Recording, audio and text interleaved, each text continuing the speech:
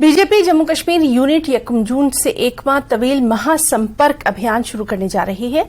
जम्मू में आज एक न्यूज कॉन्फ्रेंस में इस बात का ऐलान करते हुए जम्मू कश्मीर यूनिट के सदर रविंद्र रैना ने कहा कि नरेंद्र मोदी की तरफ से उठाए गए तरक्याती कामों और अवाम दोस्त इक़दामात को जमीनी सतह पर अवाम तक पहुंचाया जाएगा। उन्होंने कहा कि बहुत सी रैलियां इस मुहिम का हिस्सा होंगी और 21 जून और 23 जून को हर असेंबली हल्के में खुसूसी तकरीबात का इनेकाद किया जाएगा। कुछ अपोजिशन जमातों की तरफ से इफ्तिताही तकरीब के बाइकॉट के बारे में एक सवाल का जवाब देते हुए उन्होंने कहा कि ये पार्टियों की मायूसी को जाहिर करता है। अंतर्राष्ट्रीय योगा दिवस हर कॉन्स्टिट्यूंसी लेवल पर आयोजित होगा और 23 जून बलिदान दिवस स्वर्गीय श्यामा प्रसाद मुखर्जी जी का इस दिन बलिदान हुआ था।